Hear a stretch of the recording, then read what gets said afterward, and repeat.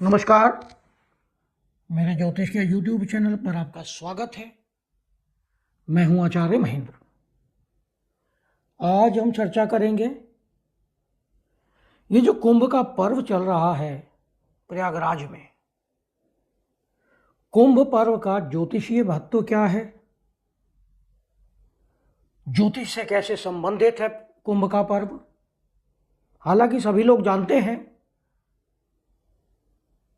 कि यह पर्व समुद्र मंथन की कथा से संबंधित है, लेकिन आज हम समुद्र मंथन की कथा का चर्चा नहीं करेंगे।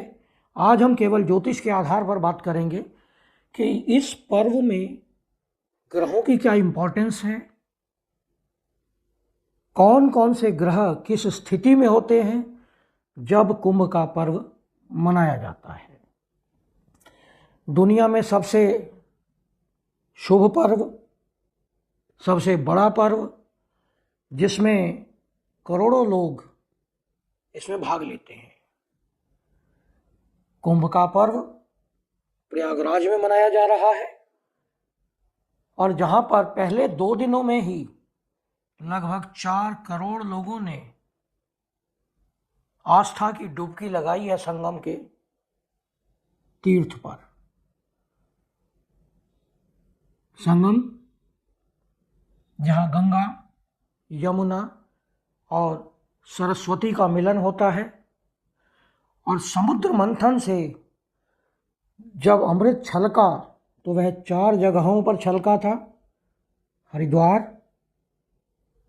प्रयागराज, नासिक और उज्जैन में। तो कुंभ का पर्व इन 4 जगहों पर मनाया जाता है, और एक जगह पर यह पर्व 12 वर्षों के बाद आता है।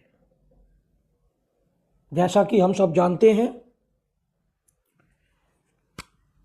कुंडली में सबसे पहली राशि है मेष राशि, और अंतिम राशि जो 12 नंबर की राशि है वह होती है मीन राशि। 12वां घर मोक्ष का घर है, मोक्ष प्राप्ति का घर है, और मोक्ष प्राप्ति के जो द्वार है वो 11वां घर है, क्योंकि यहीं से हमारी इच्छाएं जब पूरी हो जाती हैं, जब सभी इच्छाएं समाप्त हो जाती हैं, तो व्यक्ति मोक्ष को प्राप्त करता है। कुंभ का पर्व बृहस्पति और सूर्य की स्थिति पर आधारित है। अधिकतर भारतीय त्योहार सूर्य और चंद्रमा की स्थिति पर निर्भर करते हैं, लेकिन कुंभ का पर्व सूर्य, चंद्रमा और बृहस्पति की स्थिति पर निर्भर करता है।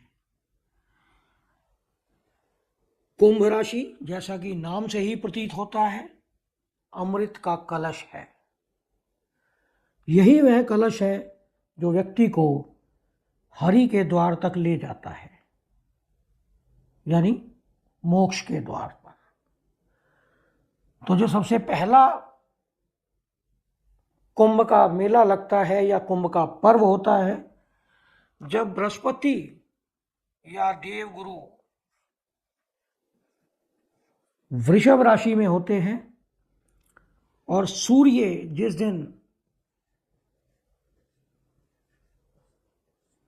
मकर राशि में प्रवेश करते हैं, यानी मकर संक्रांति के दिन, उसी दिन से कुंभ का पर्व आरंभ हो जाता है।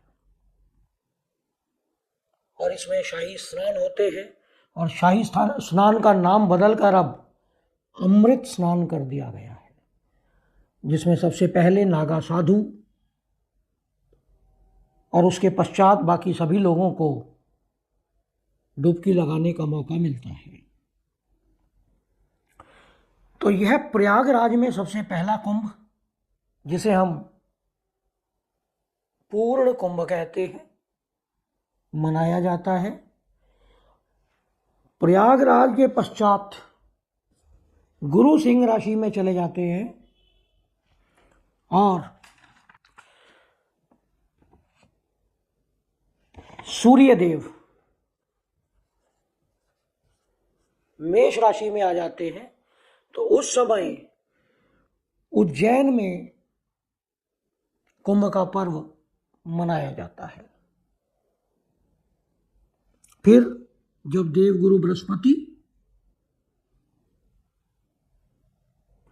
वृश्चिक राशि में होते हैं, हालांकि जब गुरु सिंह राशि में रहते हैं तो कुंभ का पर्व 2 बार मनाया जाता है। एक बार जब सूर्य मेष राशि में होते हैं उस समय उज्जैन में मनाया जाता है, और सूर्य जब मूव करके सिंह राशि में आ जाते हैं, यानी सूर्य और गुरु का मिलन होता है सिंह राशि में, उस समय नासिक में कुंभ पर्व का त्योहार मनाया जाता है। ऐसी स्थिति में हालांकि जब गुरु वृषभ में होते हैं तो प्रयागराज में, जब गुरु सिंह राशि में होते हैं और उज्जैन में पर्व मनाया जाता है तो यह शिप्रा नदी के किनारे पर आयोजित होता है। जब सूर्य सिंह राशि में आ जाते हैं तो यह नासिक में गोदावरी नदी के किनारे, और जब देवगुरु बृहस्पति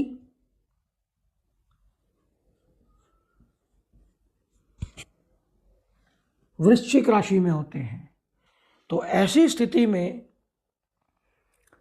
सूर्य जब फिर मेष राशि में होते हैं, यानी 13 या 14 जनवरी को, तो यह अर्ध कुंभ कहलाता है जब गुरु वृश्चिक राशि में होते हैं, और यह फिर प्रयागराज में संगम के तट पर आयोजित होता है। और इस कुंभ का अंतिम चरण मोक्ष प्राप्ति का चरण, जब गुरुदेव कुंभ राशि में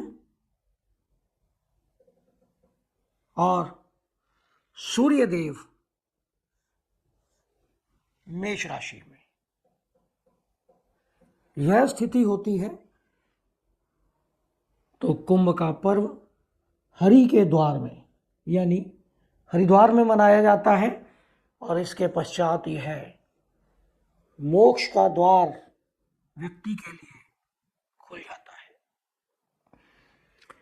तो यह बहुत ही इंपॉर्टेंट ज्योतिषीय ग्रहों की स्थिति, जिसके कारण कुंभ का त्योहार अति आवश्यक, अति शुभ और मोक्ष देने वाला होता है।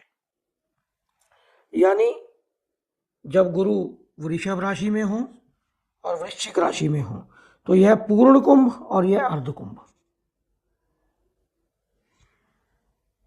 गुरु जब कुंभ राशि में हो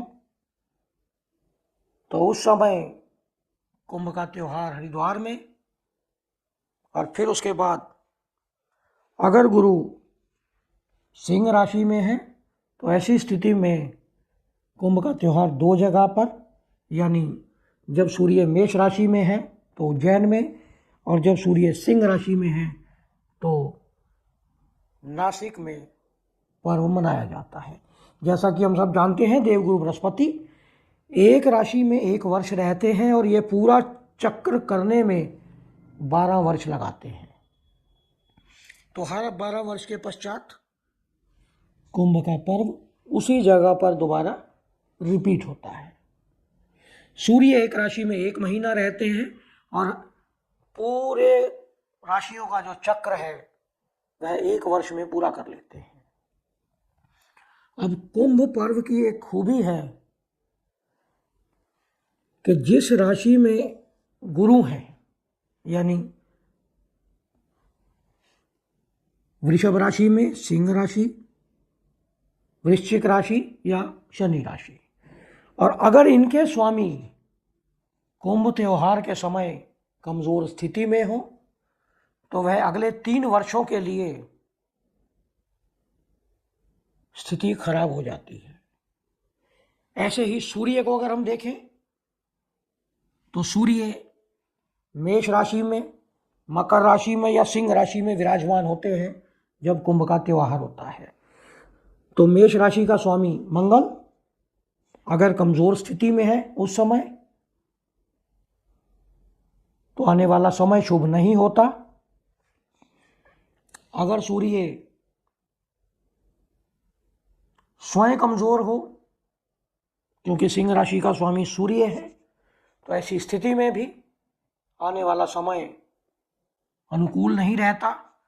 और जब सूर्य मकर राशि में होता है यानी 10 नंबर की राशि में, और इसका जो मकर राशि का स्वामी है शनि, अगर शनि कमजोर स्थिति में हो तो भी आने वाले 3 वर्ष यानी अगले कुंभ तक का समय अनुकूल नहीं होता। अगर हम एक एग्जाम्पल की बात करें तो 2019 में जब कुंभ का पर्व आया था, जब सूर्य